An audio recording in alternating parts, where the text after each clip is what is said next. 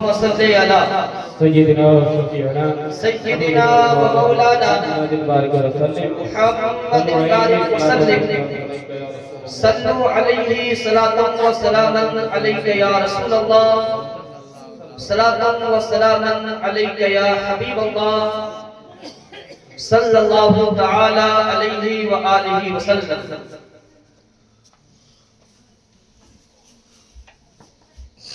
یہ آرزو ہے کہ میں خوش نصیب ہو جاؤں، یہ آرزو ہے کہ میں خوش نصیب ہو جاؤں، اسیر گیسوئے زلف حبیب ہو جاؤں۔ یہ آرزو ہے کہ میں خوش نصیب ہو جاؤں، اسیر گیسوئے زلف حبیب ہو جاؤں، اور بلندی کیا ہے بتاؤں گا آسمانوں کو، در رسول سے پہلے قریب ہو جاؤں۔ سبحان اللہ سبحان اللہ۔ در رسول سے پہلے قریب ہو جاؤں۔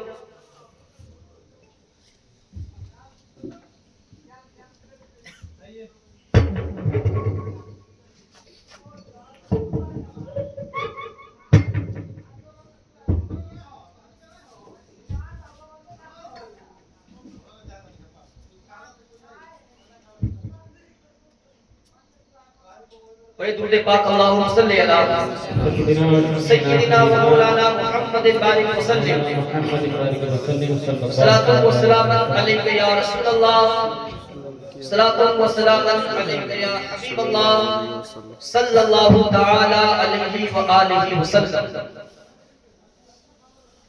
قابل فخر ہے شمشاد کا بالا ہونا، کہیے طلب کے سبحان اللہ۔ سبحان اللہ سبحان اللہ۔ قابل فخر ہے شمشاد کا بالا ہونا، پھر بھی ممکن نہیں نالین سے اعلیٰ ہونا۔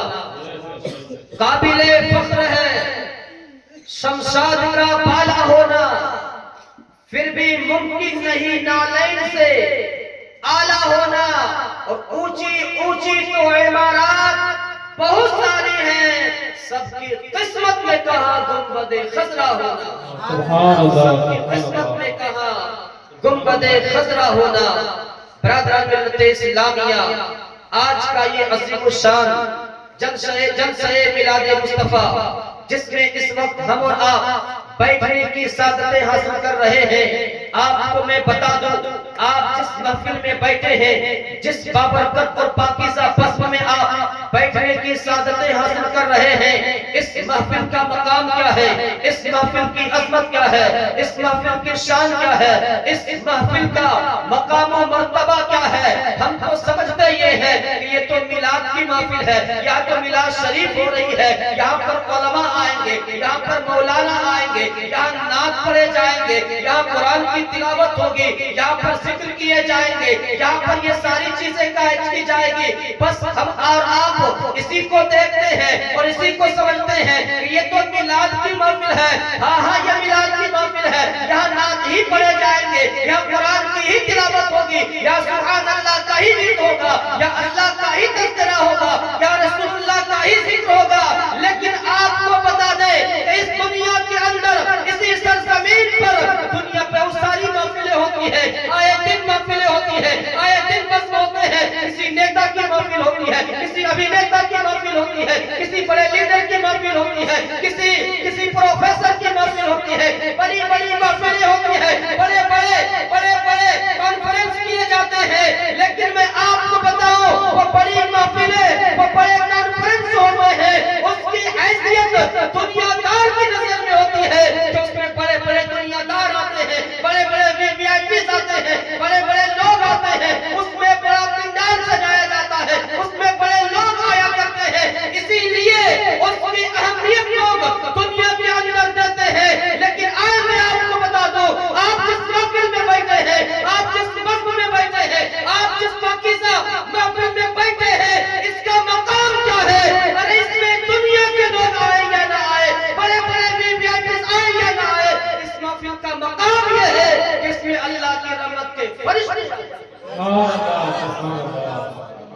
اس میں اللہ کی رحمت کے فرشتے آتے ہیں.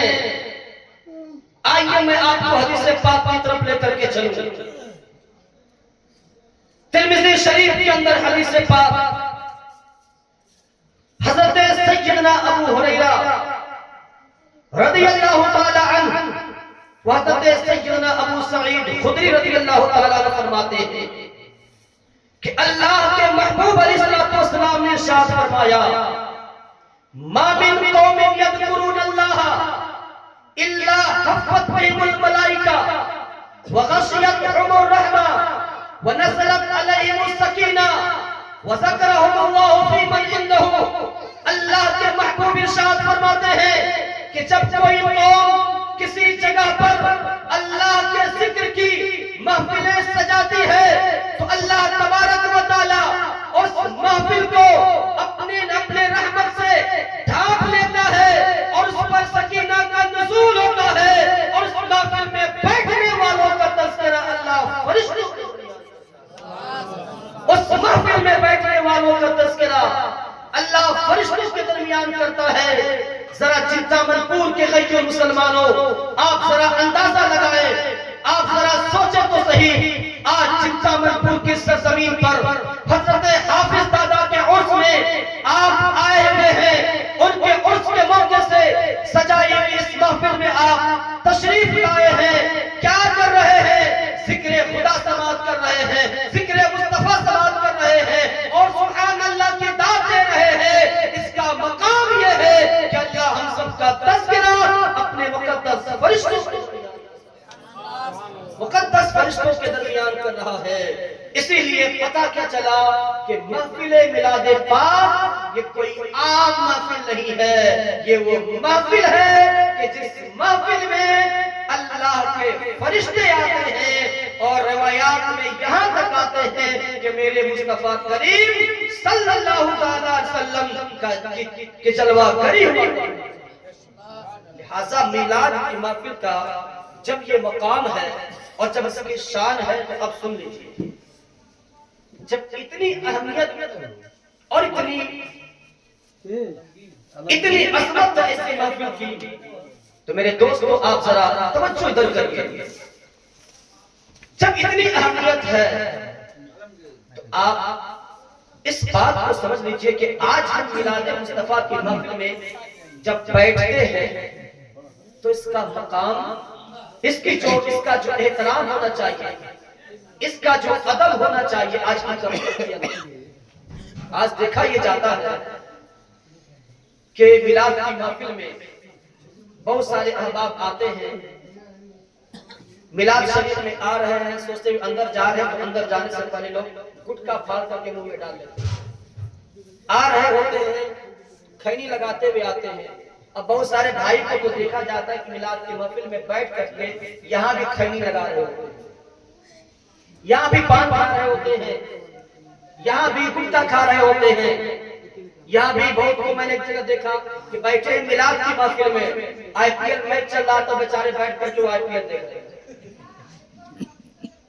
میں آپ سے پوچھتا ہوں چنتا منپور کے مسلمانوں, آپ کسی دنیا دار کی محفل میں اگر اس طرح سے جائیے گا تو آپ کو کیسا سمجھا جائے گا؟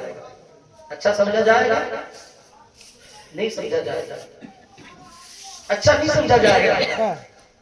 آپ وہاں کھینی کھا کے, گٹکا کھا کے, پان کھا کر کے بے ڈھنگوں کی طرح سے اگر اس طرح سے جائیے گا تو آپ سب سے پہلے تو اپنے آپ کو خود خراب سمجھیے گا, اور اگر اس حالت میں چلے بھی جائیے گا تو پھر آپ کو وہاں پر ویسے عزت, ویسے ویلیو نہیں ملے گی اور آپ کو لوگ سمجھیں گے کہ یہ جانوروں جیسا آدمی. میں آپ سے پوچھتا ہوں کہ جب آپ دنیا دار کی محفل میں اس طرح سے نہیں جا سکتے اور اس طرح جانے کو آپ بہتر نہیں سمجھتے تو جہاں پر ذکر خدا و ذکر مصطفیٰ کی محفل ہو رہی ہے, جہاں پر اللہ کے نورانی اور مقدس فرشتے آتے ہیں, اس محفل میں آپ کھینی کھا کے, گٹکا کھا کے, پان کھا کے یا وہاں بیٹھ کر کے اس طرح سے کھینی کھانا, گٹکا کھانا یہ نہیں. عقل مندی کی بات ہوگی. اس لیے یاد رکھیے گا میلاد کی محفل میں جائیے تو با ادب ہو کر کے، با وضو ہو کر کے، با کرینہ با سلیقہ ہو کر کے بیٹھیے، تب جا کر کے میلاد کی محفل کا فائدہ ہوگا، تب جا کر کے ہوگا. ورنہ تو یاد رکھیے گا آپ بیٹھے بیٹھے رہ جائیے گا، آ جائے گا، اس سے کچھ فائدہ نہیں ہوگا. ادب جتنا کریے گا آپ کو اتنا ہی ملے گا. با ادب کے لیے سب کچھ ہے اور بے ادب کے لیے کچھ بھی نہیں ہے.